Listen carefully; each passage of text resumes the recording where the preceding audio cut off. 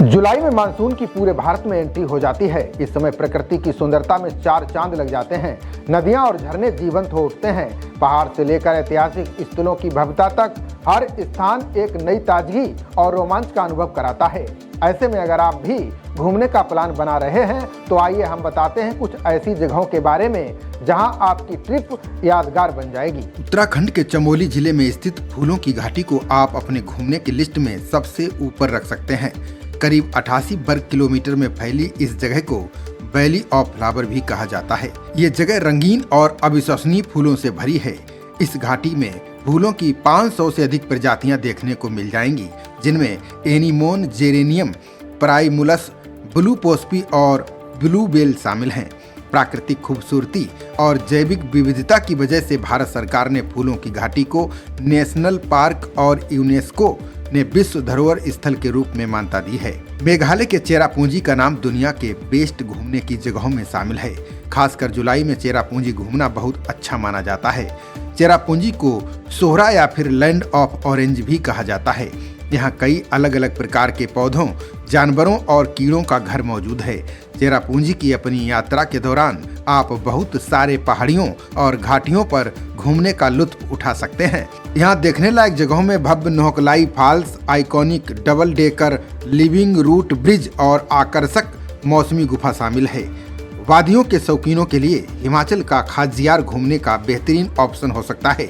जुलाई में अगर पर्यटन का प्लान बना रहे हैं तो इस जगह को आप अपनी लिस्ट में शामिल कर सकते हैं।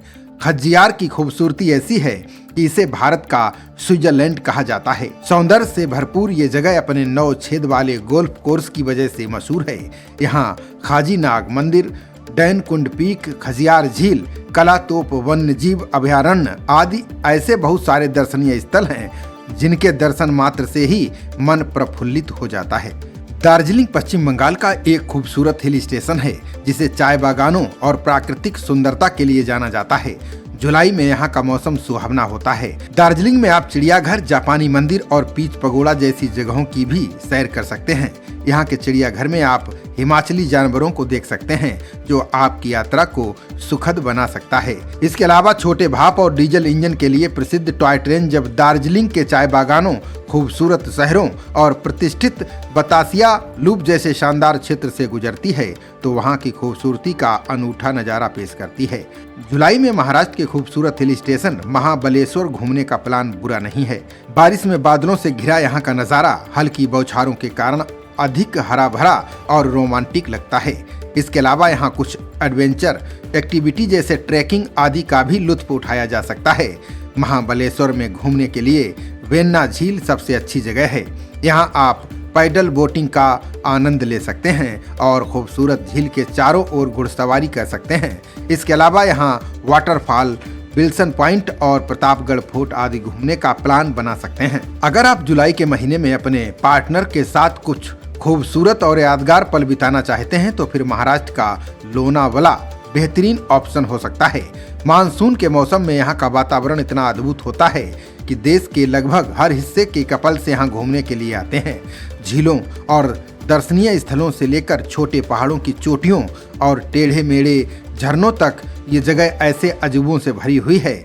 लोनावला झील, राजमाची पॉइंट और गुफाएं, टाइगर लीप, ड्यूक नोज और बुसी डैम यहाँ के प्रसिद्ध आकर्षण हैं। इसके अलावा यहाँ बड़ा पाव, कॉफी, पिज्जा, नूडल्स, चिक्की और छोले भटूरे का भी लुत्फ उठाया जा सकता है।